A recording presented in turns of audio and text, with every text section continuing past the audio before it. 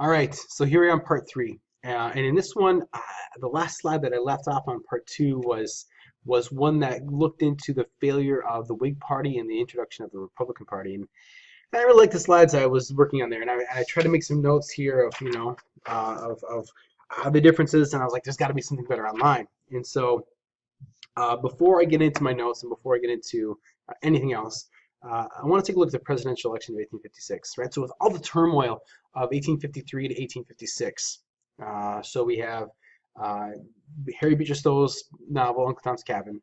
We have states passing personal liberty laws to try and defend free blacks in the North against kidnapping.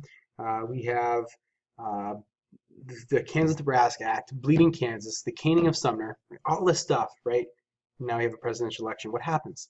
So we can see there's a new political party. Let me get rid of my face. The American Know Nothing Party, right? There's another set of circumstances that are creating a platform for a political party, right? And Millard Fillmore, who was the president before Pierce, comes back to run, and his goal, I think, is to help keep the Buchanan from becoming president, but that's that. And we also have the Republican Party, right? James C. Fremont is the candidate there, and Fremont comes from the Michigan area, Michigan, Indiana area, right? And so we see the Republican Party carrying a number of northern states, right? So we want to wonder what is this Republican Party about, and then we also want to wonder what is this this Know Nothing Party, this American Party. So to get that, I'm going to ask you to really stick with me, right? So comparing this to the 1852, where the Democrats got almost all the states, here they're getting mostly southern states. Okay, so let's pay attention to what's going on. For this, I'm going to jump out of here and go into OneNote.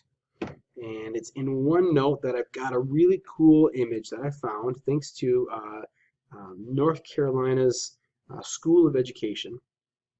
I'm going to try and make this as functional as possible here. So view, I want to draw full screen. Can I do that? Hopefully this doesn't do something really, really bad to the video. Okay, all right. So in 1820, just kind of a brief history of political parties. 1820, we see that there's really only one political party, right? It's the Democratic Republicans, or the former Republicans. This is Jefferson's party. James Monroe is the president.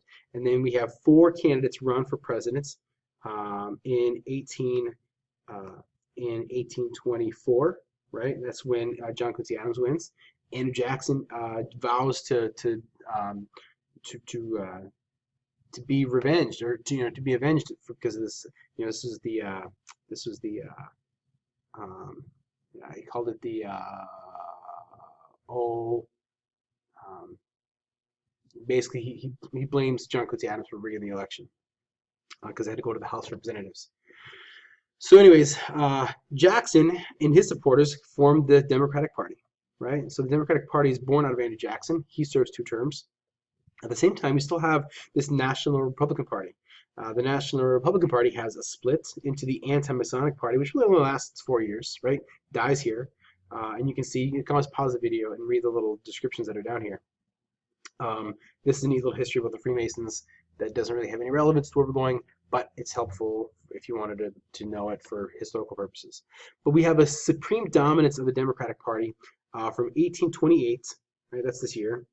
Okay, from 1828 through the 1830s, right? Andrew Jackson serves 2 terms as president. He is succeeded by Martin Van Buren, who is his vice president. Okay, and at the same time Martin Van Buren is elected, we have the National Republicans are forming the Whig Party. Now the Whig Party, it's a funny name, and I want to spend just a little bit of time to describe what the Whig Party really is, right? Whigs. It's an old term, an old British term.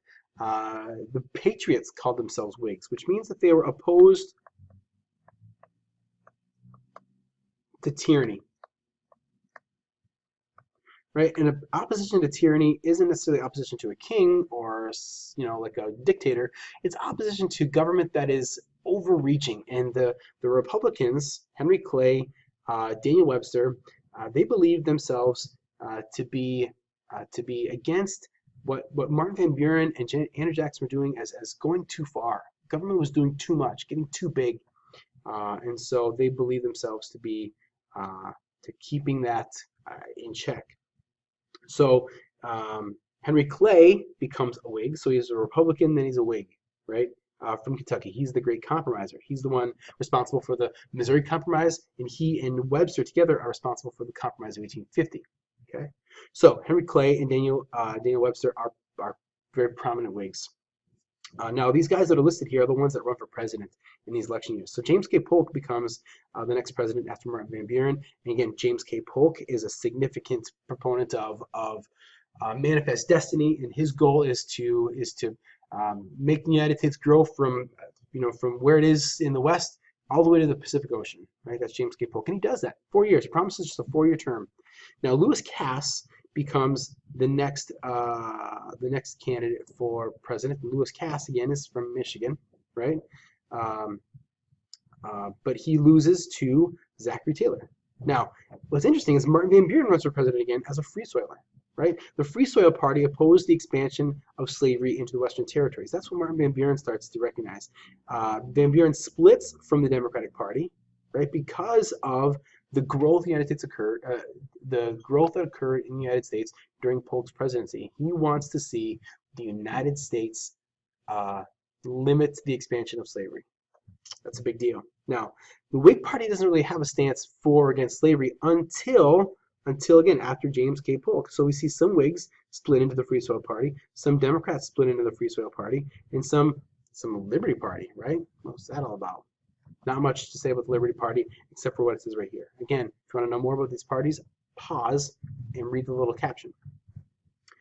Now, so the Free Soil Party emerges in 1848. Yeah, so as a significant thing, and it lasts for 4 years. Okay, until Franklin Pierce is elected president, and the Free Soil Party kind of goes away. We see the Whig Party kind of go away in 1852, right? So when Pierce is elected president, we see this party, the Democratic Party, and the Know Nothing Party become pretty strong, right? This doesn't last very long, the Know Nothing Party. Its primary stance is anti-immigration, anti-Catholic, anti-anybody that's not currently American, right? They're the American Party after all. Can you give me like 4 minutes? 4 minutes? Yeah, thanks. So anyways, it's out of the Free Soil Party and the Whig Party that we see the birth of the Republican Party between 1852 and 1856. 1854, is the big year. I still did that wrong. 1854 is the big year for the Republican Party. It's born again. It's born in Michigan. Jackson, Michigan becomes the basis for the Republican Party. And by 1860, we see the Democratic Party split into Southern and Northern. We see a Constitutional Union Party and a Republican Party all vying for the presidency. And wait till you see the election map for that election. So I'm going to leave you with that. That is essentially your rundown on political parties from 1830 to 1860. But really what we want to focus on is these right here, this year's, okay, and what's going on here. So I'm going to leave it there. I encourage you to pause this, read all those little captions, and that's going to be a very fantastic work for you as we end our work on the abolitionists.